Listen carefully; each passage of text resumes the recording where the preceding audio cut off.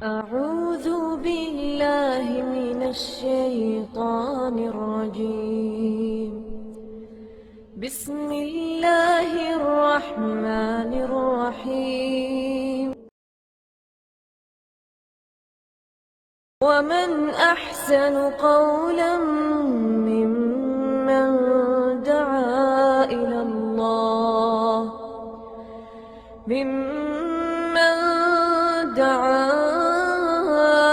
الله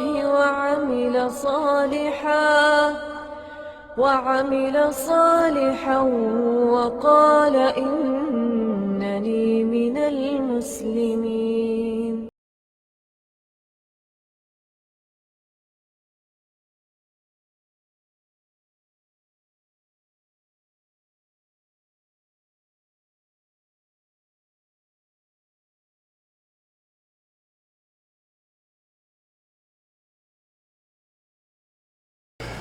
إن الحمد لله نحمده ونستعينه ونستغفره ونعوذ بالله من شرور أنفسنا ومن سيئات أعمالنا من يهده الله فلا مضل له ومن يضلل فلا هادي له وأشهد أن لا إله إلا الله وحده لا شريك له وأشهد أن محمدا عبده ورسوله. أما بعد فإن خير الحديث كتاب الله وخير الهدي هدي محمد صلى الله عليه وسلم وشر الأمور محدثاتها وكل محدثة بدعة وكل بدعة ضلالة وكل ضلالة في النار. رب اشرح لي صدري ويسر لي أمري واحلل عقدة من لساني يفقهوا قولي. رب أعوذ بك من همزات الشياطين وأعوذ بك رب أن يحضرون. أعوذ بالله السميع العليم من الشيطان الرجيم. بسم الله الرحمن الرحيم. الف لام میم تلك آیات الکتاب الحکیم ہدی ورحمۃ للمحسنین الذین یقیمون الصلاۃ ویؤتون الزکاۃ وهم بالآخرۃ هم یوقنون اولئک علی ھدی من ربهم واولئک هم المفلحون. گزشتہ دو نشستوں میں ہم نے فلاح پانے والے لوگوں کے اوصاف ذکر کیے ہیں.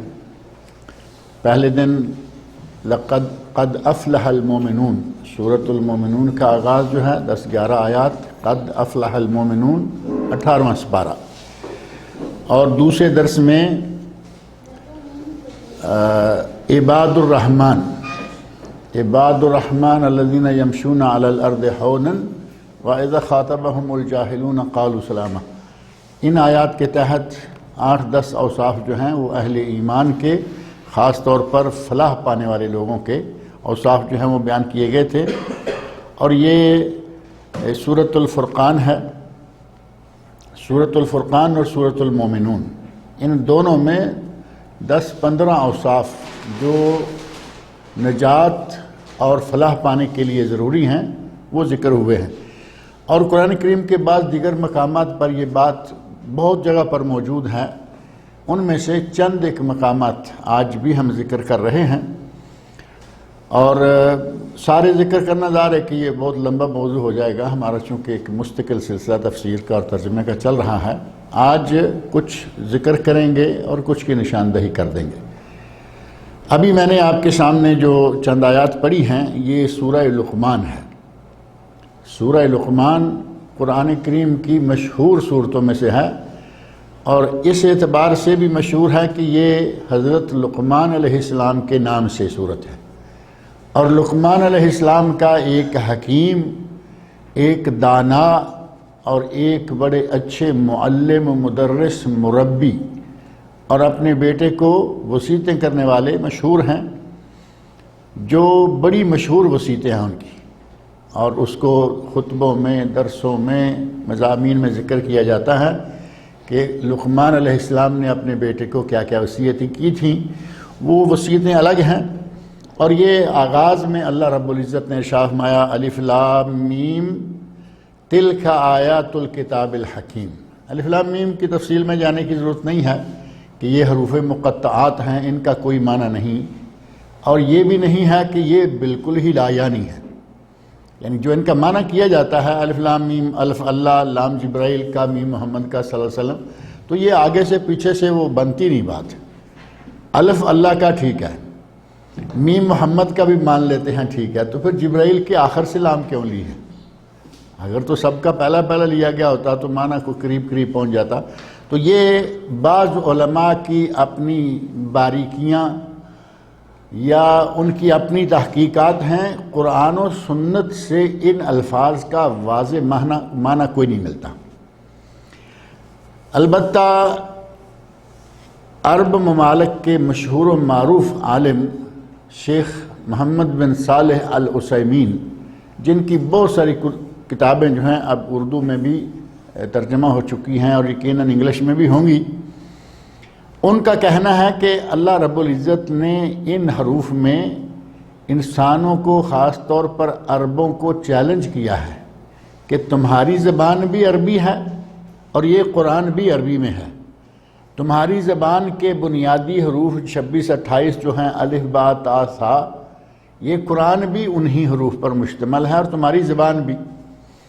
اگر تم میں ہمت ہے تو اس قرآن جیسا قرآن بنا کے دکھاؤ۔ تم کہتے ہو کہ یہ نبی صلی اللہ علیہ وسلم خود اپنی طرف سے بات گھڑتے ہیں، لا کے کہہ دیتے ہیں کہ اللہ نے کہا۔ اگر یہ بات ایسی ہی ہے تو تم بھی کچھ کر کے دکھاؤ۔ یہ آدمی تمہارے مابین پیدا ہوا، پلا بڑا، جوان ہوا، کوئی کالج، کوئی یونیورسٹی، کوئی استاد، کچھ بھی نہیں ہے، یہ بنا کے اگر ایسا کر سکتا ہے تو تم پڑھے لکھے شاعر، بڑے بڑے ادیب، بڑے بڑے سیاستدان، بڑے بڑے لیڈر ہو، کچھ کر کے بتاؤ۔ کسی میں جرت نہیں۔ کہا قرآن بنا کے لاؤ، نہیں۔ 10 صورتیں لے آؤ، نہیں۔ کہا ایک ہی صورت لے آؤ، اور ساتھ ہی اللہ رب العزت فرما دیا کہ یہ بھی تم سے نہیں ہو پائے گا۔ وَلَوْ كَانَ بَعْضُكُمْ لِبَعْضٍ ظَهِيرًا، اگرچہ تم سارے مل کر بھی کوشش کرو گے تو یہ نہیں کر پاؤ گے۔ تو یہ اللہ رب العزت نے جہاں بھی الف لام میم، الف لام را، کاف ہا یا عین صاد، کہیں 5 کہیں 4 کہیں 3 کہیں 2 حروف ذکر کیے ہیں، طٰہٰ یاسین، وہ بھی حروف مقطعات ہیں، اسی طرح یہ بھی ہیں۔ اور جہاں بھی یہ حروف آئے ہیں آپ دیکھیں گے کہ آگے ساتھ ہی کتاب کا، قرآن کا یا تنزیل کا ذکر آ جائے گا، جیسے یہاں بھی ہے تلک آیات الکتاب الحکیم، الف لام میم ذالک الکتاب لا ریب فیہ۔ آپ کہیں بھی دیکھیں گے آپ کو کتاب، قرآن، کچھ ایسی چیز سمجھ میں آ جائے گی۔ تو گویا کہ قرآن جو ہے وہ انہی حروف سے بنا ہے، اور ان کو اس قرآن کے مقابلے میں دنیا کی کوئی ایسی طاقت نہیں ہے کہ جو کوئی چند کلمات بھی لکھ کے لا کے دے سکے۔ فرمایا تلک آیات الکتاب الحکیم، یہ کتاب حکیم کی چند آیتیں ہیں، حکمت والی کتاب کی چند آیتیں ہیں۔ ہدی و رحمت للمحسنین، یہ ہدایت ہیں اور رحمت ہیں احسان کرنے والوں کے لیے، ان کے لیے یہ نشانی ہے، ان کے لیے ہدایت ہیں اور رحمت ہیں۔ الذین یقیمون الصلاۃ، اب وہ اوصاف شروع ہو گئے جو فلاح پانے والوں کے اوصاف ہیں، کامیابی پانے والوں کے اوصاف ہیں۔ ان میں سے پہلی بات یہ کہی الذین یقیمون الصلاۃ، جو کہ نماز قائم کرتے ہیں، نماز قائم کرتے ہیں پابندی کے ساتھ اور با وقت، بر وقت، با جماعت نمازیں ادا کرتے ہیں، یہ ہے اقامت صلاۃ۔ ایک ہے نماز پڑھ لینا، کبھی پڑھ لی کبھی چھوڑ دی، تو وہ اقامت صلاۃ نہیں ہوگی، وہ تو ہے اپنی مرضی کا سودا، جب جی چاہا مسجد چلے گئے، جب جی چاہا مسجد سے غائب ہونا شروع کر دیا، یہ نہیں۔ اقامت صلاۃ پابندی کے ساتھ، 5 وقت کی پابندی کے ساتھ نمازیں ادا کرنا، اور بالاولیٰ انہیں باجماعت ادا کرنا۔ فرمایا جو کہ نماز قائم کرتے ہیں وَيُؤْتُونَ الزَّكَاةَ، اور زکوٰۃ ادا کرتے ہیں، اپنے مال کا حساب کر کے زکوٰۃ ادا کرتے ہیں۔ اس کا ذکر چونکہ سورہ فرقان میں بھی آ گیا ہے، مومنون میں، قد افلح المومنون، وہاں بھی موجود ہے کہ نماز ادا کرتے ہیں، زکوٰۃ ادا کرتے ہیں، وَهُمْ بِالْآخِرَةِ يُوقِنُونَ، آخرت پر ان کا یقین ہے۔ آخرت پر یقین سے مراد کیا ہے؟ یہ زندگی لمبی ہے یا چھوٹی ہے، یہ ختم ہونے والی ہے، مرنے کے بعد اٹھایا جائے گا اور ہم سے سوال و جواب ہوگا۔ یہ ہے آخرت پر یقین کہ ہمیں مرنے کے بعد اٹھایا جائے گا، سوال و جواب ہوگا۔ اچھائیاں نیکیاں کرنے والے کو اللہ رب العزت جنت عطا فرمائے گا، اور جو برائیاں کر کے کفر کر کے شرک کر کے جائیں گے اللہ ان کو سزا کے طور پر جہنم میں ڈالے گا۔ تو یہ ہے وَبِالْآخِرَةِ وَهُمْ بِالْآخِرَةِ هُمْ يُوقِنُونَ، اور وہ آخرت پر یقین رکھتے ہیں، ایمان رکھتے ہیں کہ مرنا ہے، اٹھائے جانا ہے، حساب و کتاب ہوگا۔ اولئک علی ھدی من ربہم، یہ وہ لوگ ہیں جو کہ اپنے رب کی طرف سے ہدایت پر ہیں، نمازیں پڑھتے ہیں، زکوٰۃ ادا کرتے ہیں، آخرت پر یقین رکھتے ہیں، یہ وہ لوگ ہیں جو کہ اپنے رب کی طرف سے ہدایت پر ہیں۔ وَأُولَئِكَ هُمُ الْمُفْلِحُونَ، اور یہی لوگ ہیں جو کہ فلاح پانے والے ہیں، یعنی فوز و فلاح اور کامیابی دنیا کی اور آخرت کی جن لوگوں کو نصیب ہونے والی ہے، ان لوگوں کے اوصاف میں یہ چیزیں شامل ہیں کہ نماز پڑھتے ہیں، زکوٰۃ ادا کرتے ہیں، اور آخرت کے دن پر ایمان رکھتے ہیں کہ ایک دن ہوگا، مریں گے، اٹھائے جائیں گے، قیامت آئے گی، ہمارا حساب و کتاب ہوگا۔ یہ نہیں کہ دنیا میں جیسے بھی چاہے کوئی شتر بے مہار زندگی گزار کے جائے اور آگے بھی اسے مزہ ہوگا کہ وہ جنت میں جا نکلے گا، بلکہ جو آدمی اچھا کر کے جائے گا اچھا بدلہ پائے گا، اور جو برا کر کے جائے گا وہ وہاں برا بدلہ پائے گا۔ اللہ رب العزت نے یہاں 3-4 چیزیں، نماز، زکوٰۃ، آخرت پر ایمان، 3 چیزیں جو ہیں وہ بیان کر دیں اور بتا دیا کہ اہل ایمان کے اوصاف یہ ہیں۔ اور سورہ روم جو قرآن کریم کی صورتوں میں سے 30 نمبر پر صورت ہے، اس کی آیت نمبر 38 میں فرمایا فَآتِ ذَا الْقُرْبَى حَقَّهُ، فَآتِ ذَا الْقُرْبَى حَقَّهُ، قرابت داروں کو ان کا حق ادا کرو، والمسکین، اور مسکین کو اس کا حق دو، وابن السبیل، اور مسافر کو اس کا حق دو، ذالک خیر للذین یریدون وجہ اللہ، جو اللہ کی رضا چاہتے ہیں ان کے لیے یہ بہتر ہے۔ جو لوگ اللہ کی رضا اور خوشنودی چاہتے ہیں ان کے لیے یہ بہتر ہے کہ وہ کیا کریں، قرابت داروں کے حق ادا کریں، مسکینوں کے حق ادا کریں، اور مسافروں کے حق ادا کریں۔ وَأُولَئِكَ هُمُ الْمُفْلِحُونَ، اور اگر یہ ایسا کریں گے تو یہ فلاح پانے والے لوگوں میں سے ہوں گے۔ یہاں بھی فلاح کی ذکر آ گیا کہ فلاح پانے والوں کے کام یہ ہیں کہ وہ قرابت داروں کا حق ادا کرتے ہیں۔ قرابت دار کون کون ہیں؟ سب سے پہلے جو فرسٹ درجے میں آتے ہیں وہ ہیں والدین۔ ماں کا حق کیا ہے، باپ کا حق کیا ہے، اب اس تفصیل میں جائیں گے بات لمبی ہو جائے گی۔ والدین کا تو کوئی حق ادا ہی نہیں کر سکتا، لیکن جتنا ممکن ہو وہ تو کرنا چاہیے۔ اب والدین نے بچپن میں پالا، ماں کا تو خیر درجہ ہی بہت بڑا ہے، ماں نے 9 مہینے پیٹ میں رکھا، جنم دیا، موت و حیات کی کشمکش سے نکل کر، پھر اس کے بعد دودھ پلایا، تربیت کی، پرورش کی، پالا، خود گیلے میں سو کے اس کو خشکی میں رکھا، خود کچھ بھی ہوا بچے کے لیے ہر طرح کا خیال رکھا، اور باپ جو ہے وہ کما کے لاتا ہے، تربیت میں بھی اس کا حصہ ہوتا ہے۔ نبی اکرم صلی اللہ علیہ وسلم کی میرا خیال وہ حدیث کافی ہے۔ آپ سے پوچھا گیا وَمَنْ أَحَقُّ بِصُحْبَتِي یا رسول اللہ، اے اللہ کے رسول، میری نیکی، میرے احسان، میرے لیے کون سب سے زیادہ حقدار ہے کہ میں اس کے ساتھ حسن سلوک سے پیش آؤں؟ تو نبی سے فرمایا امک، فرمایا اس کے پوچھا اس کے بعد، فرمایا امک، پوچھا اس کے بعد، فرمایا امک، پوچھا اس کے بعد۔ صحابی بھی ساتھ ساتھ چلے جا رہے ہیں تاکہ جب تک آگے کا دوسرا کوئی پتہ نہ چلے گا۔ تو چوتھی مرتبہ آپ نے فرمایا ابوک۔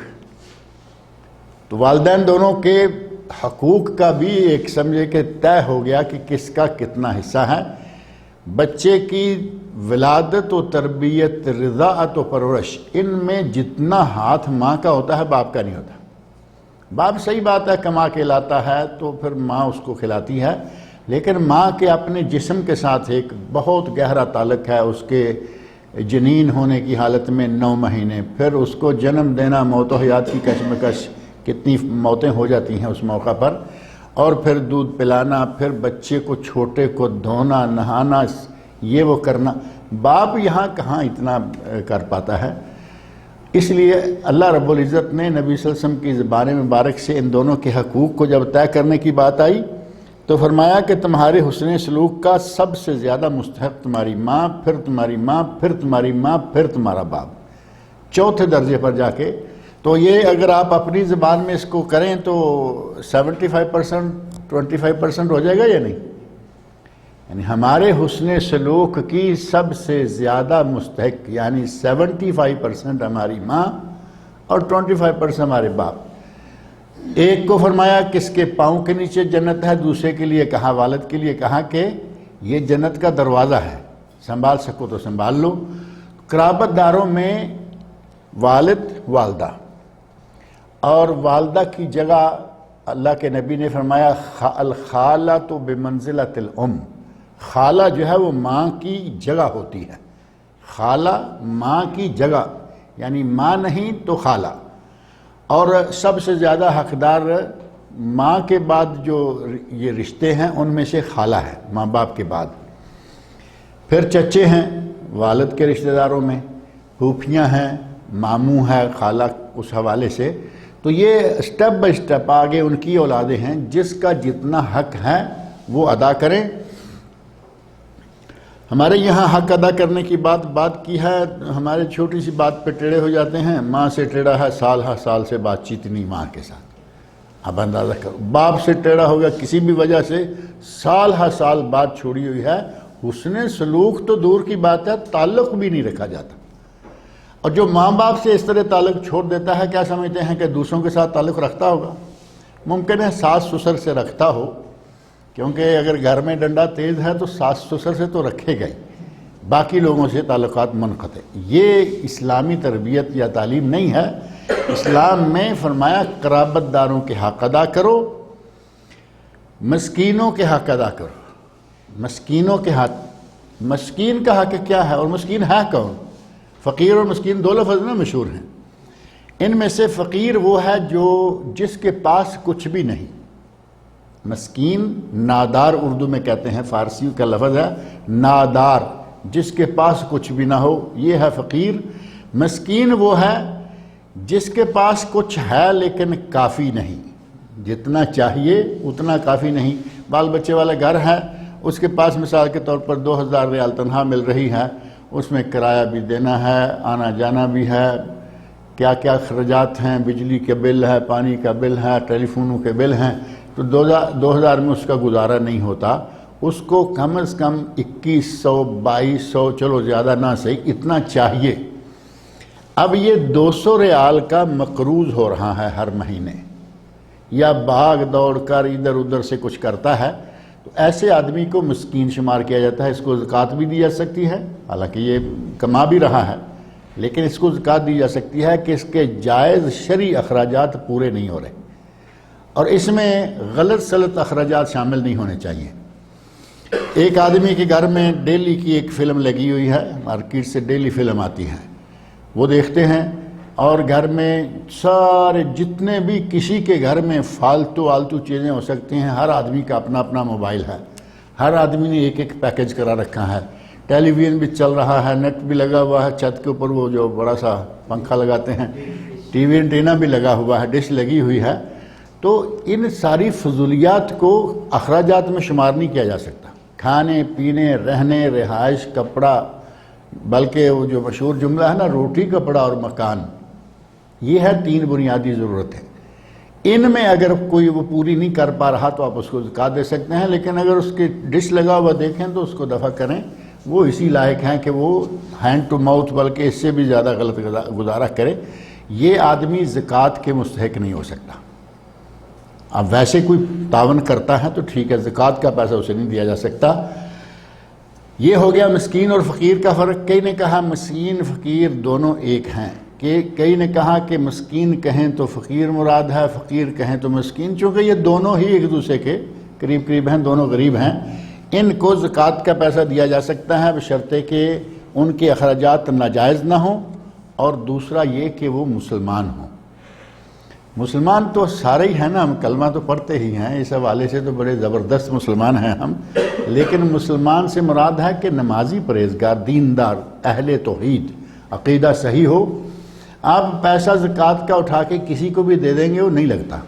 اس کے لیے ضروری ہے کہ آپ دیکھیں آپ یہ اندازہ کریں کہ آپ بیج بوتے ہیں، پہلے زمین میں کھیتی باڑی ہوتی ہے، پہلے وہ ہل چلاتے ہیں، مٹی کو نرم کرتے ہیں، پھر بیج پھینکتے ہیں، پھر پانی دیتے ہیں، تو یہ بیج کے اگنے کی توقع کی جا سکتی ہے۔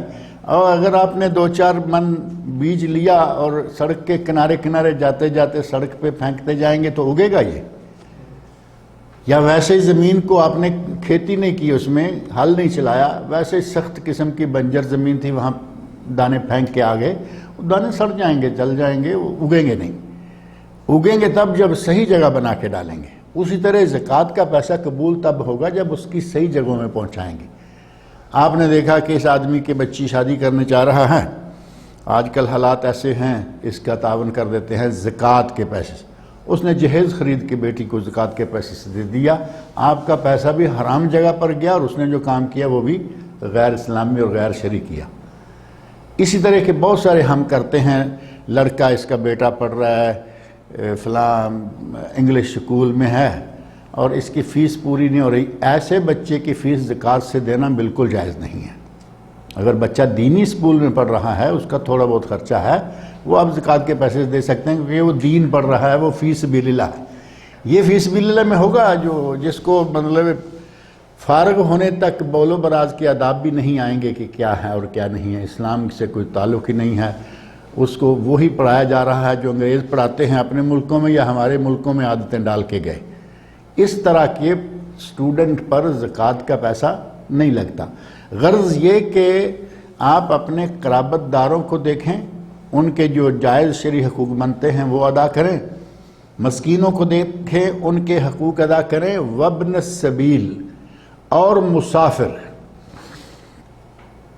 مسافر آج کل وہ مسافر کی پوزیشن وہ نہیں رہی جو نبی صلی اللہ علیہ وسلم کے زمانے میں تھی۔ آدمی سفر میں گیا، پیسہ ختم ہو گیا یا کٹ گیا تو یہ بالکل بے یار و مددگار ہو گیا، اس کے ہاتھ میں کچھ نہیں رہا۔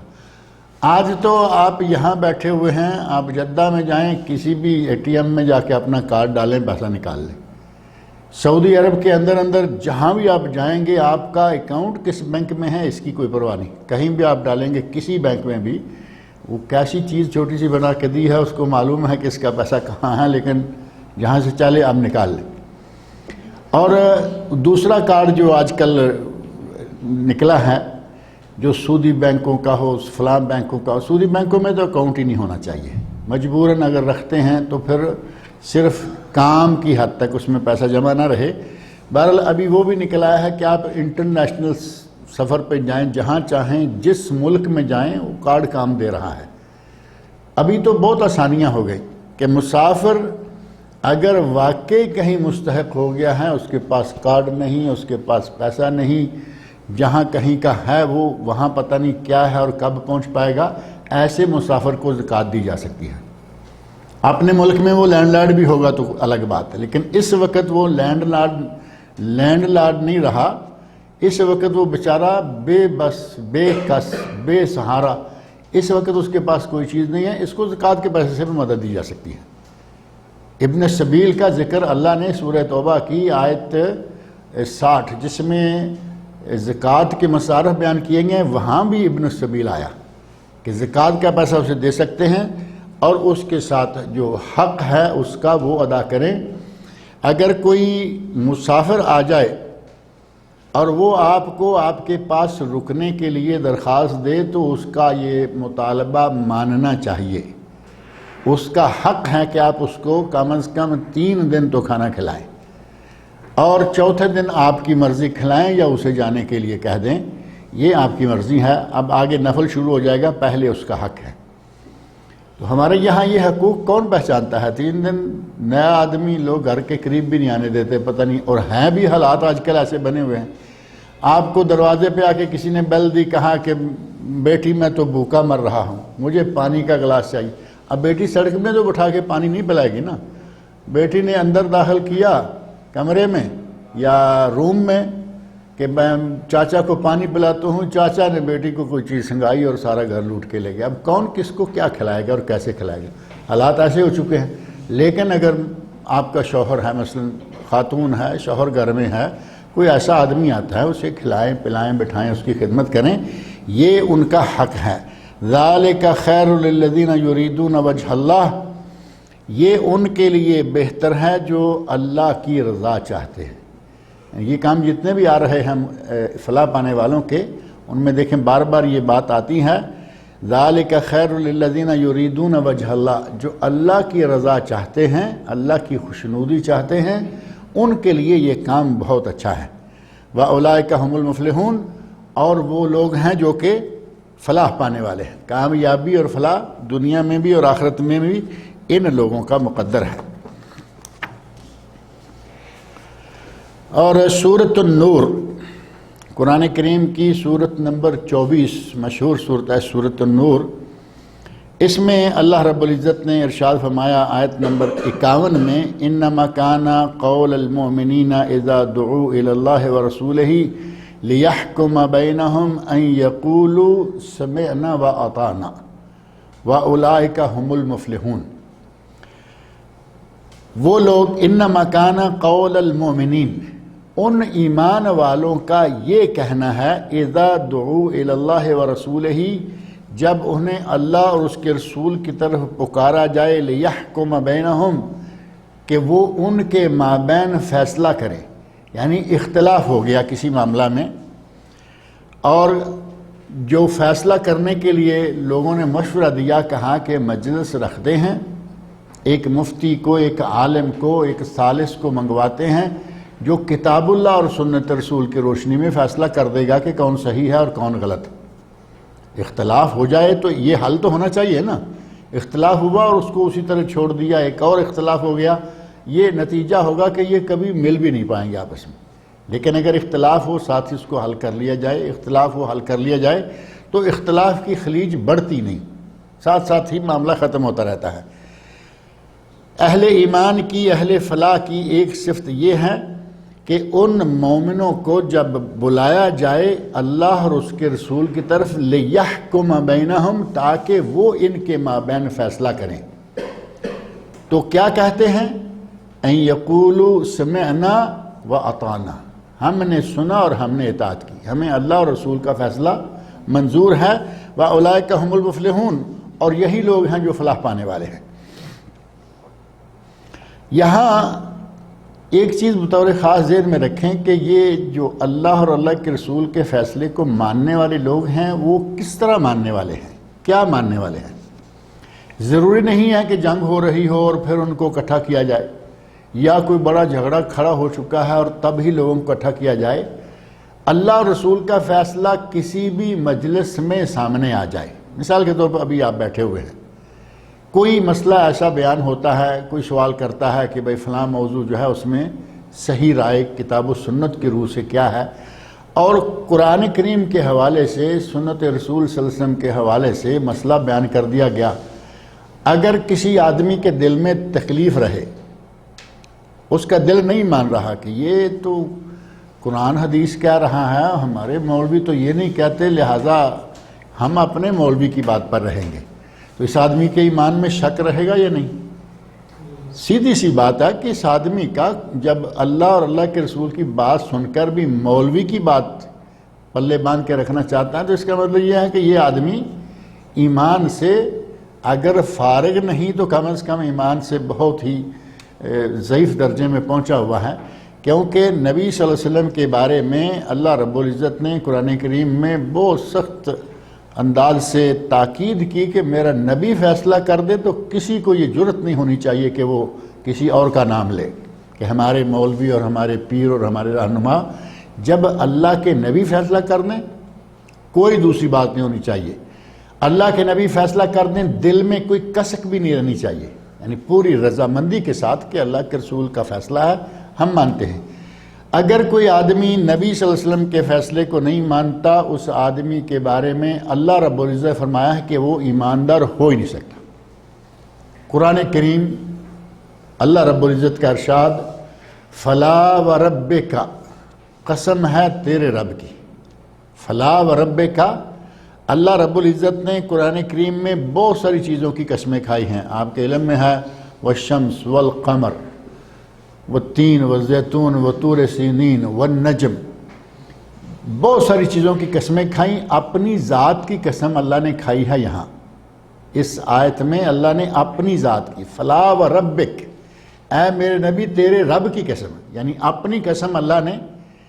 ظاہر ہے کہ باقی چیزوں کی قسم اللہ نے جگہ جگہ کھائی، لیکن جہاں اپنی قسم کھائی، ساری کائنات میں سے سب سے زیادہ افضل، فضیلت، اکبر، عظمت والا کون ہے؟ خود اللہ۔ جس جس چیز کی قسم کھائی اس کی عظمت میں اضافہ ہو گیا۔ تین، زیتون، آپ دیکھیں ان کے خواص کتنے ہیں، لیکن جب اللہ اپنی عظمت والی ذات کی قسم کھاتا ہے تو اس کا مطلب کہ یہ بہت ہی اسپیشل معاملہ ہے۔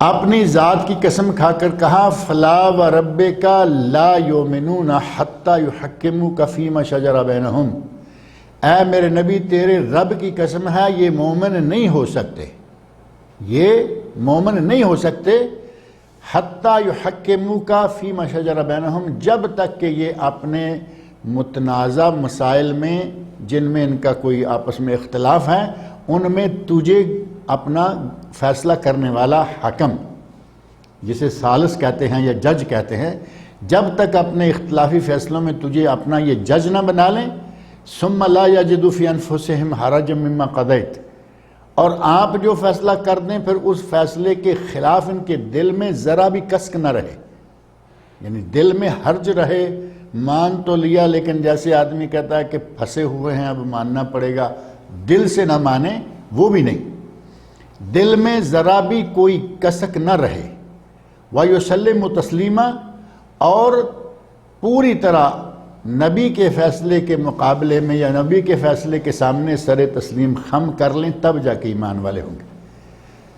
اہل ایمان اور خاص ہی فلاح پانے والے لوگوں میں اللہ رب العزت نے یہاں فرمایا سورۃ نور کی اس آیت میں کہ مومنوں کو جب انہیں پکارا جائے اللہ رسول کی طرف کہ وہ تمہارے مابین فیصلہ کریں تو وہ کہتے ہیں سمعنا و اطعنا، ہم نے سنا اور ہم نے اطاعت کی، یعنی دل و جان سے وہ اللہ رسول کے فیصلے کو قبول کرتے ہیں۔ وَأُولَئِكَ هُمُ الْمُفْلِحُونَ، فرمایا یہ لوگ ہیں جو کہ فلاح پانے والے ہیں۔ اسی طرح قرآن کریم سورۃ التوبہ میں اللہ رب العزت نے فرمایا ہے لَكِنَّ الرَّسُولُ وَالَّذِينَ آمَنُوا مَعَهُ جَاهَدُوا بِأَمْوَالِهِمْ وَأَنفُسِهِمْ وَأُولَئِكَ لَهُمُ الْخَيْرَاتُ وَأُولَئِكَ هُمُ الْمُفْلِحُونَ، ان کے لیے بہت ہی زیادہ خیرات و برکات ہیں اور یہ لوگ فلاح پانے والے ہیں۔ آخری الفاظ یہ ہیں آیت کے، اور یہ کون لوگ ہیں جو فوز و فلاح پانے والے ہیں جن کے لیے خیرات و برکات ہیں؟ وہ لوگ جو نبی صلی اللہ علیہ وسلم پر ایمان لائے، یعنی ہم مسلمان ہیں الحمدللہ، سارے نبی صلی اللہ علیہ وسلم پر ایمان رکھتے ہیں، اللہ پر ایمان ہے، انبیاء پر ایمان ہے، اور نبی صلی اللہ علیہ وسلم، لیکن الرسول، خود رسول صلی اللہ علیہ وسلم اور اس کے ساتھ جو ایمان لائے صحابہ کرام اور جو نبی صلی اللہ علیہ وسلم پر ایمان لائے گا قیامت تک، جاہدوا باموالہم وانفسہم، اور انہوں نے اپنے نفسوں کے ساتھ اور مالوں کے ساتھ جہاد کیا۔ جہاد کی جو بڑی دونوں قسمیں ہیں، مال کے ساتھ جہاد کرنا، نفس کے ساتھ جہاد کرنا، دونوں انہوں نے جہاد کیے۔ وَأُولَئِكَ لَهُمُ الْخَيْرَاتُ، فرمایا کہ ان کے لیے خیرات و برکات ہیں، وَأُولَئِكَ هُمُ الْمُفْلِحُونَ، اور یہی لوگ ہیں جو کہ فلاح پانے والے ہیں۔ گویا کہ جہاد فی سبیل اللہ کے لیے اپنا مال اور اپنی جان دونوں کو قربان کرنے کے لیے تیار رہنا، یہ فوز و فلاح کے لیے۔ اب ایک آدمی تیار ہے، موقع اسے نہیں مل رہا لیکن وہ تیار ہے اچھی طرح اس بات پر کہ اگر ضرورت پڑی تو میں جان دینے کے لیے تیار ہوں، اور جہاں ضرورت پڑے گی میں مال بھی اپنا خرچ کرنے کے لیے تیار ہوں۔ اتفاق ایسا ہے کہ ضرورت نہیں پڑی، اللہ اس کی نیت پر اس کو ثواب دے گا۔ ایک حدیث میں آتا ہے کہ جس نے کبھی سوچا بھی نہیں، جس نے کبھی نیت بھی نہیں کی جہاد کی، اس کی تو موت ایمان پر آ گئی، نفاق پر آ گئی، یعنی اس کی موت نفاق پر آ گئی جس کے دل میں کبھی جہاد کا جذبہ ہی پیدا نہیں۔ ہم مسلمان ہیں، ہم سارے چاہتے ہیں کہ ہمیں اللہ تعالیٰ موقع دے تو ہم جہاد میں شرکت کریں گے، ہے یا نہیں؟ یا نہیں چاہتے؟ سب چاہتے ہیں، مومن ہیں الحمدللہ۔ تو یہ دل میں کم از کم داعیہ اور جذبہ رہنا چاہیے، اور جب اللہ تعالیٰ موقع دے بڑھ چڑھ کر اس میں حصہ لینا چاہیے۔ اللہ رب العزت نے ان لوگوں کے لیے بھی فلاح و کامیابی کی بات کہی۔ اور ایک یہ چھوٹا مقام اور ہے، یہ بھی مختصر کر لیتے ہیں۔ اور میں نے جیسے عرض کیا کہ مقامات اور بھی ہیں، وقت جو ہے وہ اس کے حصے کا جو ہے وہ ہو گیا ہے۔ یہ ہے سورۃ الاعراف، اور سورۃ الاعراف کی آیت ہے 157۔ فَالَّذِينَ آمَنُوا بِهِ وَعَزَّرُوهُ وَنَصَرُوهُ، وہ لوگ جو کہ ایمان لائے نبی صلی اللہ علیہ وسلم پر، وَعَزَّرُوهُ، انہوں نے تعظیم و توقیر کی، عزت و احترام کیا نبی صلی اللہ علیہ وسلم کا، وَنَصَرُوهُ، اور مدد کی، مدد و نصرت کی نبی صلی اللہ علیہ وسلم کی، وَاتَّبَعُوا النُّورَ الَّذِي أُنزِلَ مَعَهُ، اور اس نور کی اتباع کی جو کہ نبی صلی اللہ علیہ وسلم کے ساتھ نازل کیا گیا، اولئک هم المفلحون، یہ لوگ فلاح پانے والے ہیں۔ فلاح پانے والوں کی یہاں جو صفتیں بیان کی گئیں، ایمان، تعظیم و توقیر، مدد و نصرت، اور قرآن کریم پر ایمان، یہ چار چیزیں یہاں ذکر کی گئیں۔ ان میں سے قرآن کریم پر ایمان صاف، اللہ کی ذات اور رسول اللہ صلی اللہ علیہ وسلم پر ایمان، وہ بھی سیدھا۔ مدد و نصرت، جو نبی صلی اللہ علیہ وسلم کے زمانے میں صحابہ تھے، وہ نبی صلی اللہ علیہ وسلم کی مدد و نصرت جہاد کی شکل میں اور مال کی شکل میں، ہر شکل میں مدد کرتے رہے، اور قیامت تک مسلمان اس دین اسلام کی نشر و اشاعت کے لیے جو محنت کرے گا، تبلیغ کرے گا، واعظ کرے گا، یہ بھی دین کی نصرت، اللہ اور اللہ کے رسول کی نصرت ہے۔ ایک تھوڑا سا وضاحت طلب نقطہ ہے تعظیم و توقیر یا احترام کا، کہ نبی کا احترام کیا ہے۔ جب نام سنا، انگوٹھے چوم کے آنکھوں کو لگا لے، اور یہ جا رہے ہیں، وہ جا رہے ہیں، نبی کیا کہتے ہیں، کیا پوچھتے ہیں، پرواہ نہیں۔ شادیاں اپنی مرضی کی، غمی میں سارے کام اپنی مرضی کے، ولادتوں پہ کام اپنی مرضی کے، زندگی بھر میں ہر شعبے میں اپنی مرضیاں، سنت کی خلاف ورزیاں۔ نام سن کے انگوٹھا چوم کے آنکھوں پہ لگا لو گے تو اس سے کیا ہو جائے گا؟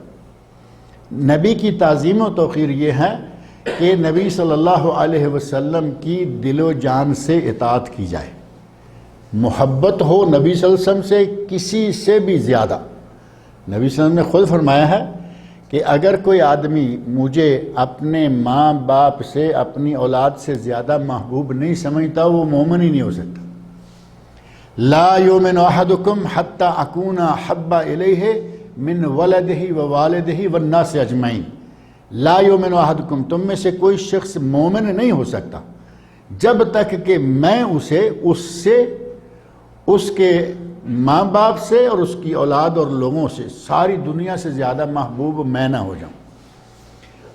حضرت عمر فاروق رضی اللہ عنہ سے نبی صلی اللہ علیہ وسلم نے پوچھا، عمر تمہیں مجھ سے کتنی محبت ہے؟ کہا یا رسول اللہ، اپنی جان کو چھوڑ کر میں ہر رشتہ دار، ہر چیز سے زیادہ آپ سے پیار کرتا ہوں۔ فرمایا ابھی تمہارا ایمان مکمل نہیں ہوا۔ کیوں مکمل نہیں ہوا تھا؟ کیونکہ فرمایا اپنی جان کو چھوڑ کر، اور نبی صلی اللہ علیہ وسلم فرمایا لا یؤمن احدکم حتی اکون احب الیہ، میں اس کی طرف محبوب نہ ہو جاؤں، حتی اکون احب الیہ من ولدہ ووالدہ والناس اجمعین، یعنی ہر چیز سے زیادہ محبوب۔ حضرت عمر فاروق نے ایک لمحہ بھی نہیں سوچا، کہا یا رسول اللہ اب میں اپنے آپ سے بھی آپ سے زیادہ محبت کرتا۔ تو صحیح بخاری میں الفاظ ہیں، نبی صلی اللہ علیہ وسلم نے ارشاد فرمایا الآن یا عمر، اے عمر اب ایمان مکمل ہوا ہے، یعنی جب میں تمہیں تمہاری جان سے بھی زیادہ افضل ہو گیا تو ایمان مکمل ہو گیا۔ ایمان میں محبت، ہر چیز سے زیادہ محبت اور اطاعت، جو کام آپ نے کرنے کے لیے کہے وہ کریں، جن کاموں سے منع کیا ان سے باز رہیں۔ محبت اور اطاعت جب دونوں مل جائیں تو یہ ہے تعظیم و توقیر۔ آپ محبت کرتے رہیں اور بات نہ مانیں تو تعظیم و توقیر کیا ہوئی؟ اور آپ بات مانتے ہیں لیکن پھنسے ہوئے مانتے ہیں، دل و جان سے نہیں مانتے، یعنی عزت و توقیر کے طور پر نہیں مانتے، تو وہ بھی کیا اطاعت ہوئی؟ اتباع تب ہوگی جب اطاعت جمع محبت، یعنی اطاعت اور محبت دونوں چیزیں مل جائیں تب جا کے بنتی ہے اتباع۔ صحابہ کرام رضی اللہ عنہ کے آپ کبھی واقعات سنیں کہ ان کو کس انداز سے محبت تھی، تو آپ کو تعجب ہوگا کہ وہ دنیا کی ہر چیز سے زیادہ محبت کرتے تھے. اور ایسے ایسے واقعات ہیں کہ جن میں ہمیں لگتا ہے کہ وہ کیا کرتے رہے، لیکن ان کے دلوں میں محبت اتنی تھی کہ جہاں سے نبی صلی اللہ علیہ وسلم چلتے ہوئے گزرے ہیں، جہاں آپ کبھی رکے تھے وہاں رک جاتے ہیں کہ ہمارے نبی یہاں رکے تھے، یہاں بیٹھے تھے. یہاں سے آپ نے گزرتے ہوئے عبداللہ بن عمر جاتے جاتے راستے میں اونٹ کو ایک جگہ جا کے ایسے زگزگ گزارا. نافع ان کے ساتھی کہتے ہیں، عبداللہ بن عمر رضی اللہ عنہ کہتے ہیں کہ یہ آپ نے کیا کیا ہے، صاف ستھری جگہ تھی تو آپ اونٹ کو ایسے ایسے. کہا میں ایک مرتبہ نبی صلی اللہ علیہ وسلم کے ساتھ یہاں سے گزرا، آپ نے اونٹ کو ایسے ہی گزارا تھا، جب بھی گزروں گا ایسے ہی گزاروں گا. ان لوگوں کی محبت عجیب دیوانہ وار محبت جسے کہتے ہیں. اگر محبت ہو اس طرح کی اور تابع داری، فرما برداری، اتباع بھی ہو اس طرح کی، تب جا کے یہ بنتی ہے تعظیم و توقیر. اللہ تعالیٰ مجھے اور آپ سب لوگوں کو نبی اکرم صلی اللہ علیہ وسلم کی تعظیم و توقیر کرنے کی، آپ کی ذات پر ایمان لانے کی اور قرآن کریم پڑھنے سننے اور سمجھنے کی اللہ تعالیٰ ہم سب کو توفیق عطا فرمائے. یہ موضوع بہت ساری نشستیں چاہتا ہے، لیکن انشاءاللہ اب یہ باقی کی کسی وقت آپ کو ویسے جگہیں لکھوا دیں گے کہ وہ کون کون سی جگہیں ہیں جہاں یہ موضوع بیان کیا گیا ہے. اللہ تعالیٰ مجھے اور آپ سب لوگوں کو نیک عمل کی توفیق عطا فرمائے. سورہ توبہ کی آیت نمبر نہیں بتایا. سورہ توبہ کی آیت نمبر ابھی میرے ذہن میں نہیں ہے، بتا دیں گے آپ انشاءاللہ، یا پھر یہاں لکھی ہوئی ہوگی جہاں سے میں نے لی ہے. سورہ توبہ 88 آیت نمبر 88.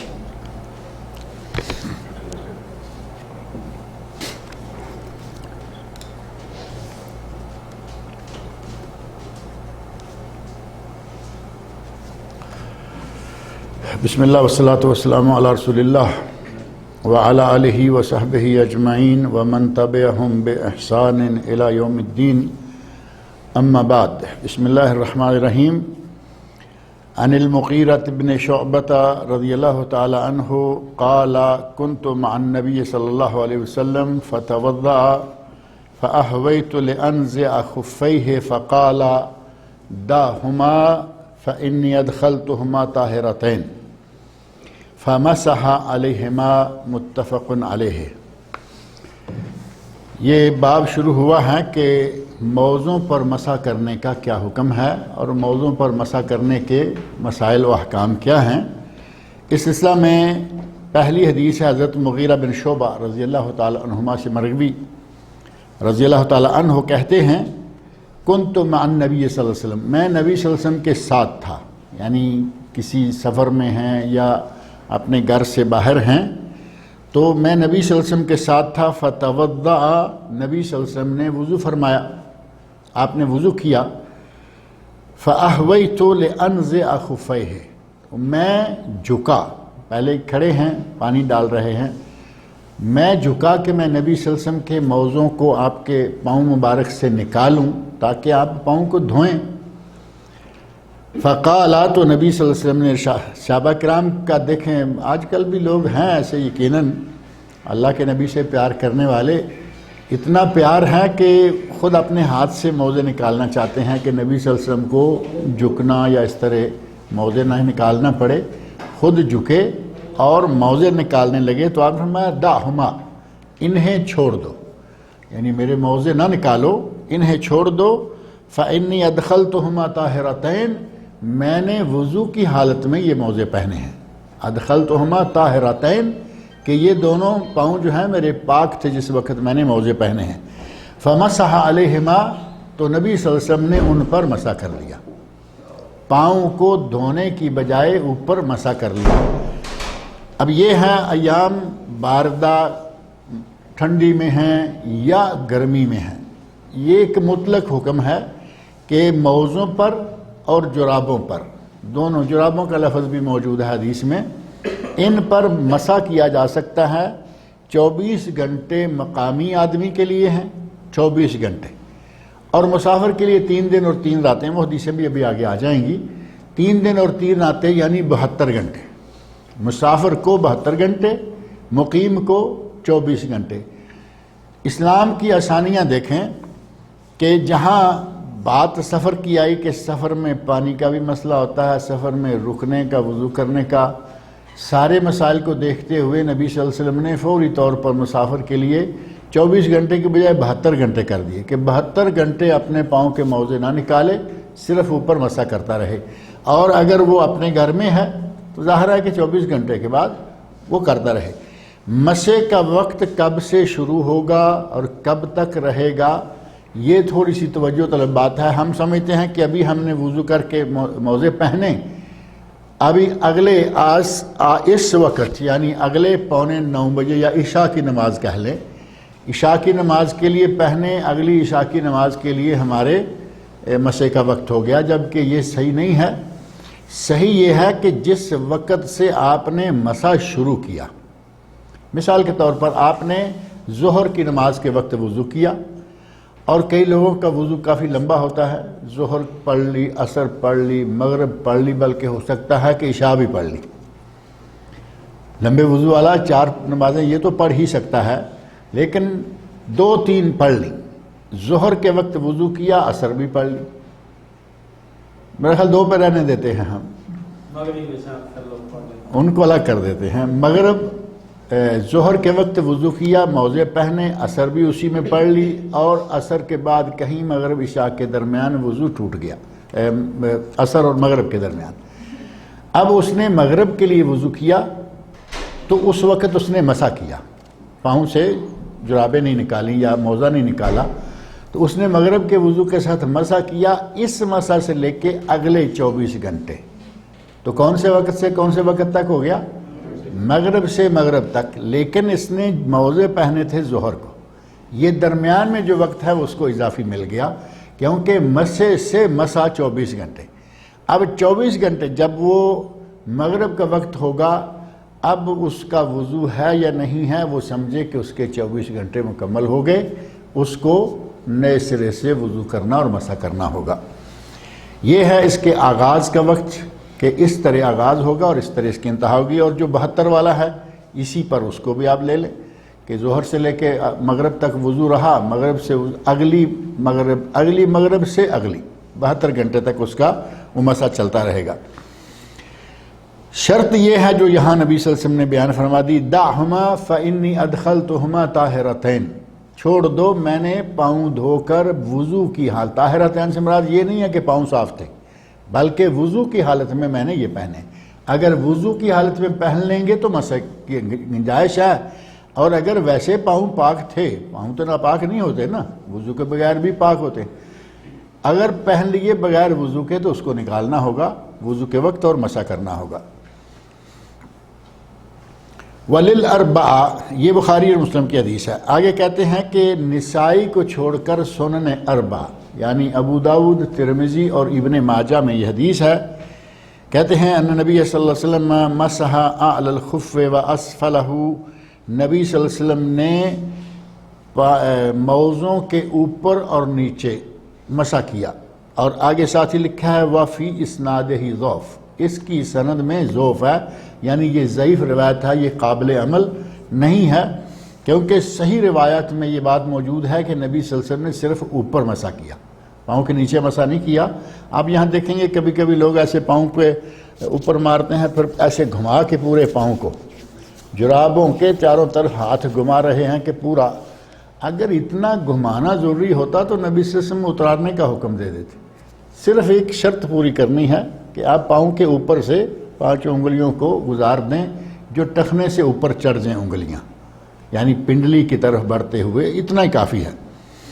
تو یہ روایت ضعیف ہے اوپر اور نیچے، بلکہ صرف مسح اوپر ہے۔ ان علی رضی اللہ تعالی عنہ، حضرت علی رضی اللہ عنہ کی یہ بات بڑی مشہور ہے، وہ کہتے ہیں لو کان الدین بالرأی، اگر دین کسی کی رائے پر ہوتا، لکان اسفل الخف اولا بالمسح من اعلیہ، تو نیچے کا حصہ مسح کرنے کے لیے اوپر والے سے زیادہ ضروری ہوتا۔ اب چلتے پھرتے پاؤں تو نیچے لگتا ہے نا، مسح اوپر کہا ہے۔ کہتے ہیں کہ اگر عقل کی بات ہوتی، دین صرف عقل کی بنیاد پر ہوتا تو مسح چاہیے تھا نیچے، جبکہ میں نے نبی صلی اللہ علیہ وسلم کو دیکھا ہے وَقَدْ رَأَيْتُ رسول اللہ صلی اللہ علیہ وسلم يَمْسَحُ عَلَى ظَاهِرِ خُفَّيْهِ، میں نے نبی صلی اللہ علیہ وسلم کو موزے کے اوپر مسح کرتے دیکھا ہے۔ آپ کو اوپر مسح کرتے دیکھا ہے، نیچے نہیں۔ اگر دین عقل کی بنیاد پر ہو، یعنی جو کہتے ہیں نا کہ یہ بات ہماری سمجھ میں نہیں آتی، ضروری نہیں ہے کہ دین کی ہر بات سمجھ میں ہی آ جائے۔ ظہر کی نماز میں قرات بلند آواز سے نہیں ہے، سری ہے، عصر میں سری ہے، مغرب عشاء میں جہری ہے۔ بھائی یہ سمجھ میں نہیں آتی تو سمجھ میں نہیں آتی تو نہ آئے، اللہ کے نبی نے ایسے کیا، ہمیں ایسے کرنا ہے نا۔ کئی لوگ کہیں گے جی سمجھ میں نہیں آتی بات کہ ظہر اور عصر کو کیوں بغیر آواز کے، اور مغرب عشاء جمعہ فجر وہ آواز سے کیوں؟ ہمیں اس سے کیا؟ اللہ کے نبی نے جیسے پڑھائیں، صحابہ کرام نے ویسے نقل کر دی، ہمیں ویسے کرنا ہے اللہ خاص۔ یہ ہے اتباع، کہ سمجھ آئے یا نہ آئے دین ہے، بات ختم ہو گئی۔ تو حضرت علی رضی اللہ عنہ واضح طور پر کہہ رہے ہیں کہ اگر یہ بات ہوتی عقل والی کہ عقل میں ہر چیز آنی چاہیے تو پھر تو چاہیے تھا کہ موضع کے نیچے مسح کر دیں، جبکہ ایسا نہیں ہے، عقل میں آنا ضروری نہیں ہے۔ اس روایت کی جو حضرت علی رضی اللہ عنہ سے مروی ہے، اس روایت کی سند کے بارے میں بعض علماء نے کہا ضعیف ہے، اور بعض علماء نے کہا کہ یہ سند قابل عمل اور صحیح ہے۔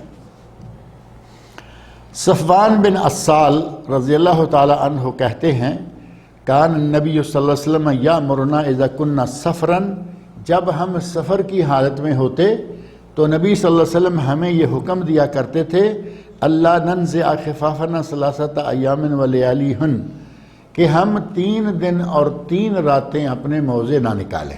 یعنی مسافر کی مدت آ گئی نا، 3 دن اور 3 راتیں 72 گھنٹے، الا من جنابہ، سوائے اس کے کہ کسی کو جنابت ہو جائے، یعنی مسافر ہیں، رات کو سوتے میں کسی کو احتلام ہو گیا، اب وہ کہے کہ نہیں میں تو مسح ہی کروں گا، نہیں، اگر جنابت ہو گئی تو وہ مسح وسا سب ختم ہو گیا، اب ان کو نکالو، غسل کرو اور پھر سے نئے سرے سے مسح کا سلسلہ شروع کرو۔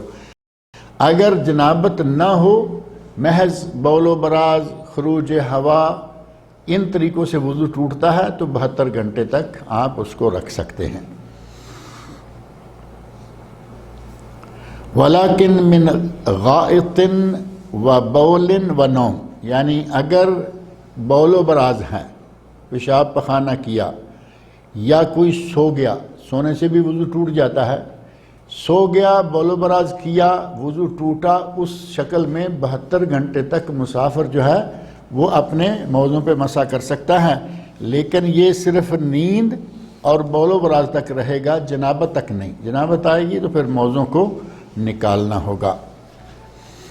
ان علی رضی اللہ تعالیٰ عنہ قال جعل النبی صلی اللہ علیہ وسلم 3 ایام لیالیہن للمسافر ویوما ولیلہ للمقیم، یعنی فی المسح علی الخفین۔ صحیح مسلم کی یہ حدیث ہے کہ نبی صلی اللہ علیہ وسلم نے مسافر کے لیے 72 گھنٹے یا 3 دن اور 3 راتیں، اور مقیم کے لیے 1 دن 1 رات یعنی 24 گھنٹے، مقیم کے لیے 1 دن 1 رات اور مسافر کے لیے 3 دن 3 راتیں، جیسا کہ پہلے تفسیر میں نے ذکر کی ہے۔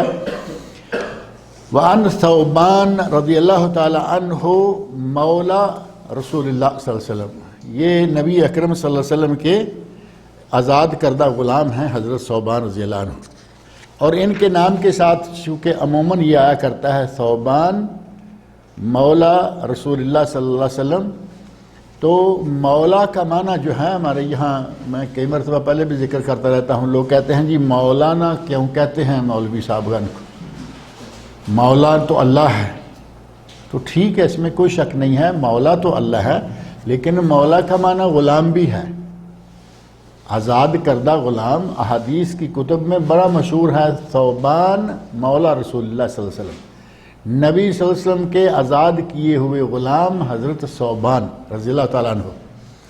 اب جب غلام بھی معنی ہو سکتا ہے، اللہ تعالیٰ بھی مولا ہے، آقا کے معنوں میں بھی یہ مولا آتا ہے، تو پھر مولوی کے ساتھ اگر لگ گیا تو اتنی تکلیف والی کون سی بات ہے؟ مسئلہ اصل میں یہ نہیں ہوتا کہ مولوی کے ساتھ مولانا کیوں لگا ہے، مولوی کے ساتھ جو ان کے اندر زہر ہوتا ہے نا مولویوں کے خلاف، وہ نکالنے کے لیے کبھی نہ کبھی ان کے دل کے پھولے جلتے پھٹتے رہتے ہیں، اور کہیں گے جی مولوی یہ کیوں کرتا ہے، مولوی وہ کیوں کرتا ہے۔ بھئی ایک چیز، مولوی بھی نہیں کہہ رہا کہ مجھے مولانا کہو، مولوی نہیں کہہ رہا، کسی نے لکھ دیا، یہ ڈنڈا لے کے شروع ہو جاتے ہیں کہ کیوں لکھ۔ مولا کے کئی معنی ہیں، ان میں سے ایک معنی غلام بھی ہے، آزاد کردہ غلام۔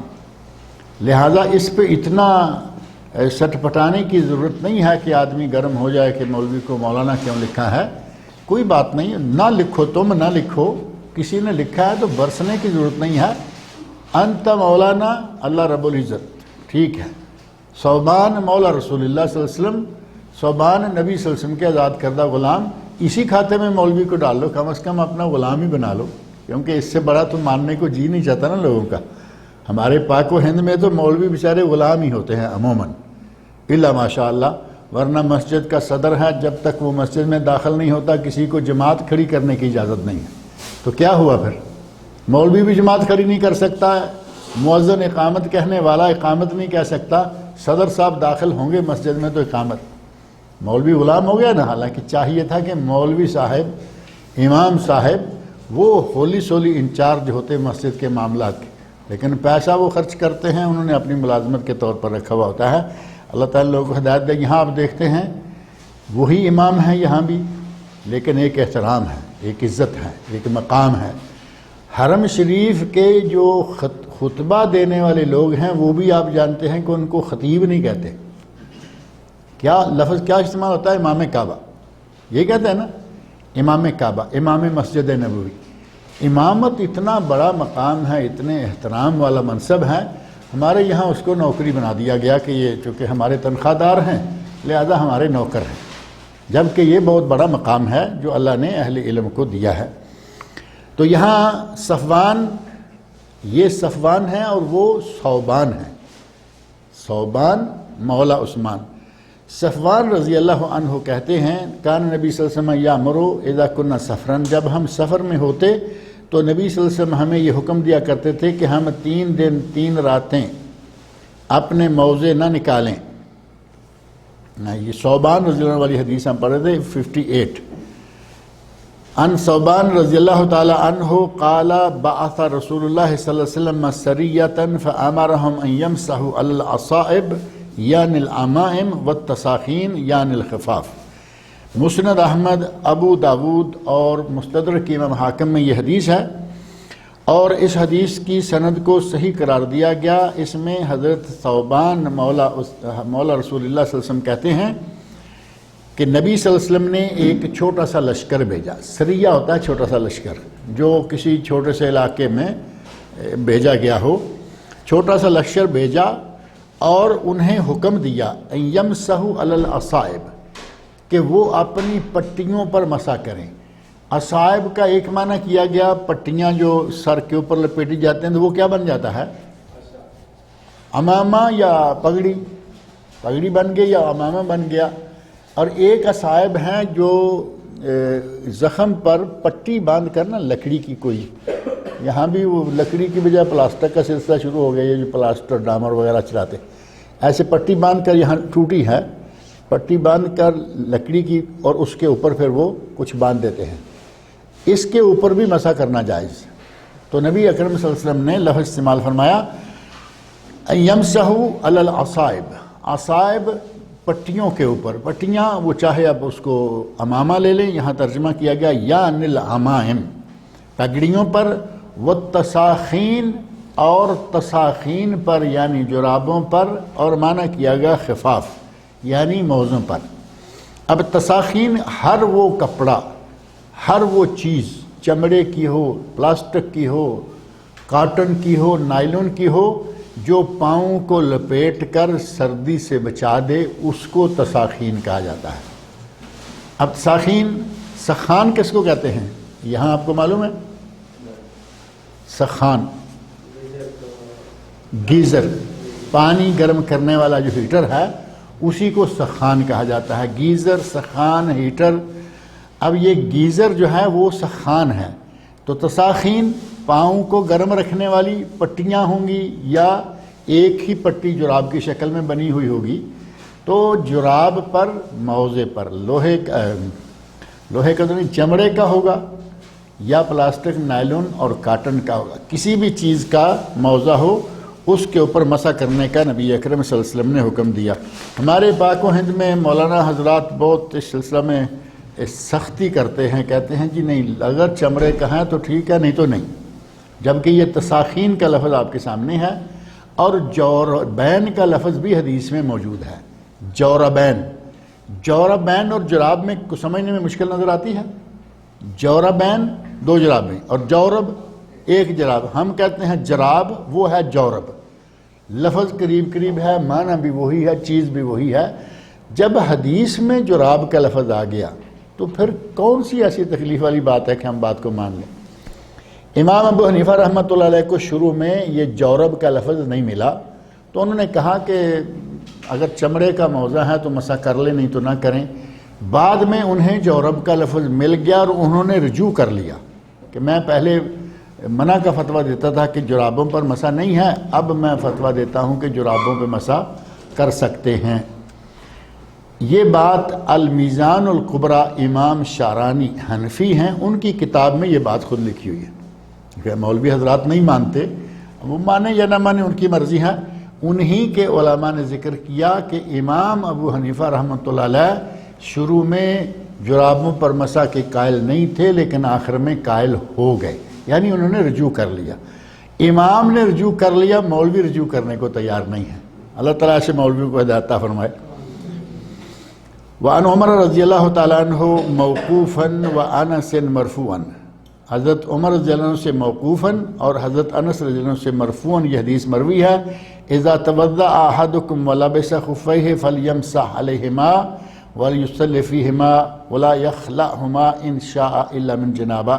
یہ مفہوم پہلے گزر گیا کہ اگر کسی نے وضو کیا اور وہ موزے پہنے ہوئے تھا تو وہ موزوں کے اوپر مسح کرے، موزے نکالنے کی بجائے 24 گھنٹے کے لیے وہ مسح کر لے اور انہی میں نماز پڑھے اور ان کو نہ اتارے انشاء، اگر وہ چاہے، یعنی نہیں چاہتا ہر نماز نکال کے پاؤں کو دھو کے پڑھنا چاہتا ہے اس کی مرضی، لیکن اگر نہ نکالے اور 24 گھنٹے 72 گھنٹے رکھنا چاہتا ہے اور اوپر مسح کرنا چاہتا ہے تو نبی صلی اللہ علیہ وسلم نے اس کی اجازت دی ہے۔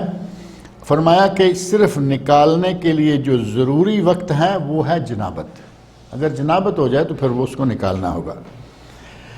عن ابی بکرۃ رضی اللہ عنہ عن النبی صلی اللہ علیہ وسلم انہ رخص للمسافر 3 ایام لیالیہن، نبی صلی اللہ علیہ وسلم نے مسافر کو 3 دن اور 3 راتیں رخصت دی، للمقیم یوماً ولیلہ، مقیم کے لیے 1 دن اور 1 رات، اذا تطہر فلبس خفیہ، جبکہ اس نے وضو کر کے موزے پہنے ہوں، ان یمسح علیہما، تو وہ ان کے اوپر مسح کر لے۔ مفہوم پہلے واضح طور پر آپ کے سامنے آ گیا ہے۔ اور اس موضوع کی آخری حدیث ہے حضرت ابی ابی بن عمارہ، حضرت ابی بن عمارہ، اور ایک ہیں حضرت ابی بن کعب رضی اللہ تعالیٰ عنہ جو قاری تھے مشہور و معروف، جن کے بارے میں حدیث ہے نبی اکرم صلی اللہ علیہ وسلم فرماتے ہیں کہ اے ابی، مجھے اللہ نے حکم دیا ہے کہ میں تیرے سامنے سورۃ البینہ لم یکن الذین کفروا، یہ صورت میں تیرے سامنے پڑھوں۔ تو حضرت ابی رضی اللہ عنہ کہتے ہیں یا رسول اللہ، کیا اللہ پاک نے میرا نام لے کر آپ کو ایسے کہا؟ تو آپ نے فرمایا ہاں تیرا نام لے کر کہا۔ تو فرط جذبات سے رونے لگ گئے کہ اللہ پاک نے میرا نام لے کر آپ کو یہ بات کہی۔ اتنی عظمت والے صحابہ بھی ہیں۔ تو یہ مشہور و معروف قاری ہیں، انہی کو حضرت عمر فاروق نے مدینہ میں ابی بن کعب اور دوسرے تمیم داری رضی اللہ عنہ، ان 2 کو مدینہ میں باقاعدہ امام مقرر کیا تراویح کا، اور کہا کہ لوگوں کو 11 رکعتیں پڑھائیں۔ صحیح حدیث میں یہ بات موجود ہے کہ 11 رکعتیں پڑھائیں، 3 وتر اور 8 تراویح۔ اور لوگ حضرت عمر کے زمانے میں لوگ پڑھا کرتے تھے، اس روایت کو پکا کر لیا 20 رکعتوں والی کو، اور جس میں عمر فاروق نے خود مقرر کیا اور مدینہ میں 2 قاری مقرر کیے 11 رکعتوں والے، اس بات کو جو ہے وہ پلے نہیں باندھ رہے۔ بہرحال یہ ابی بن عمارہ ہیں، کہتے ہیں یا رسول اللہ امسح علی الخفین، اے اللہ کے نبی کیا میں اپنے موزوں کے اوپر مسح کروں؟ قال نعم، فرمایا کیا کرو۔ قال یومن کہا ایک دن کے لیے؟ فرمایا نام، ہاں ایک دن کے لیے۔ قال یومین، کہا 2 دن کے لیے؟ کہا 2 دن کے لیے۔ قال ثلاثۃ ایام، 3 دن کے لیے؟ فرمایا 3 دن کے لیے۔ وما شئتا، اور جتنے دنوں کے لیے چاہو۔ اب چونکہ 3 دن کے طے بخاری مسلم میں سب میں آ چکا، وما شاء والی بات اب ہو نہیں سکتی، اس سے ہی پتہ چل جاتا ہے کہ یہ حدیث صحیح نہیں ہے، اس کی سند جو ہے اس کو ضعیف قرار دیا گیا۔ لہذا اصل کیا ہوا؟ 3 دن حد ہے مسافر کے لیے، 3 دن ہے، جو یہ کہا نا 1 دن 2 دن 3 دن، اور آگے وما شئتا، جو جتنا تم چاہو، یہ نہیں ہے۔ لہذا اس پوری حدیث کو، اس کی سند کو ضعیف قرار دیا گیا۔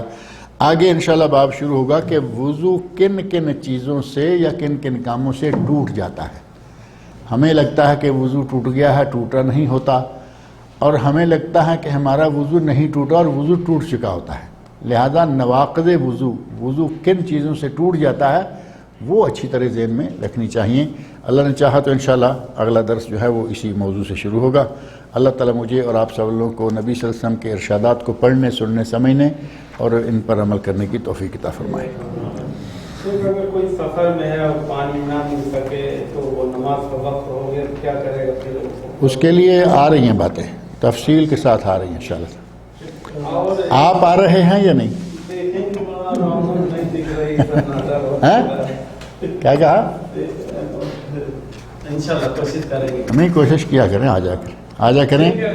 بہرحال مختصر سی بات آپ کو، چونکہ آپ لگتا ہے کہ پکا انشاءاللہ نہیں کہا آپ نے، آپ ذہن میں رکھیں کہ اگر پانی نہ ملے، مسافر ہے خاص طور پر، پانی نظر نہیں آ رہا، قریب ہے دور ہے پتہ بھی نہیں ہے، تو قرآن کریم میں سورۃ المائدہ میں اللہ نے فرمایا ہے فَإِن لَّمْ تَجِدُوا الْمَاءَ فَتَيَمَّمُوا صَعِيدًا طَيِّبًا، پانی نہ ملے تو تیمم کر لو۔ اور تیمم کیا ہے؟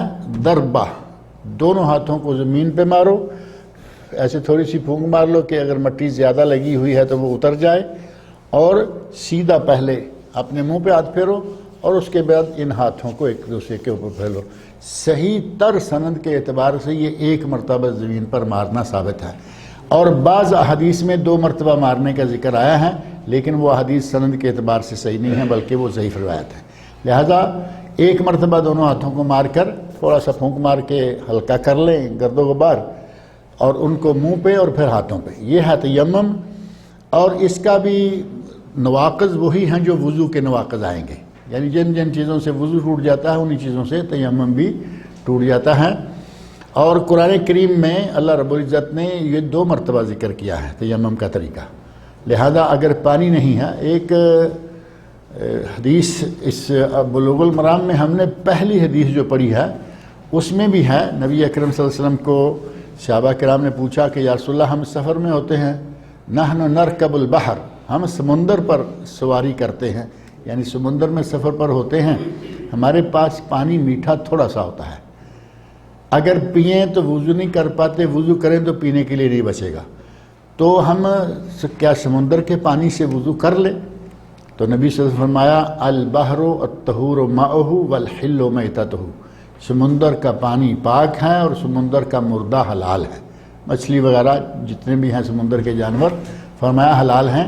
تو پانی نہ ہونے کی شکل میں اگر خشکی پر ہے تو مٹی، اور اگر سمندر میں ہے تو سمندر کا پانی، دونوں شکلوں میں وضو جو ہے وہ وضو شمار ہوگا، اور اس کا نام ہے تیمم۔ تیمم فتیمموا صعیدا طیبا، پاک مٹی پر۔